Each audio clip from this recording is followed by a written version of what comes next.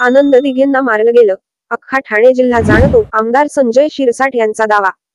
शिवसेनेचे नेते आनंद दिघे यांचा मृत्यू अपघातामुळे झाला नाही, तर त्यांना मारलं गेलं, हे अख्खा ठाणे जिल्हा जाणतो, असा दावा शिवसेना शिंदे गटाचे आमदार संजय शिरसाट यांनी शनिवारी येथे पत्रकार परिषदेत केला. शिरसाट म्हणाले, आनंद दिघे हे हॉस्पिटलमध्ये ऍडमिट होते. तिथे उपचार घेऊन ते बरे झाले. त्यांना दुपारी डिस्चार्ज होणार होता, पण नंतर अचानक त्यांचा मृत्यू झाल्याचे जाहीर करण्यात आले.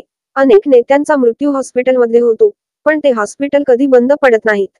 नंद दिघेंचा मृत्यू झाला, ते हॉस्पिटल अजूनही का सुरू होऊ शकले नाही, असा सवालही शिरसाट यांनी केला. महाविकास आघाडीत कुरघोड्या, शिरसाट. महाविकास आघाडीतील कुरघोडीवरही शिरसाट यांनी भाष्य केले. सध्या महाविकास आघाडीत काँग्रेस हा मोठ्या भावाच्या भूमिकेत आहे.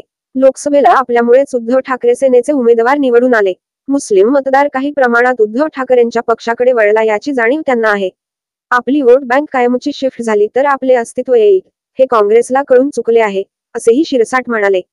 शिरसाट यांनी यावेळी खासदार संजय राऊत यांना शिवसेनेत कधीही महत्त्व नव्हते, त्यांचा एखादा आंदोलनात सहभागी असल्याचा फोटो कोणी मला दाखवावा, असे आव्हानही त्यांनी दिले.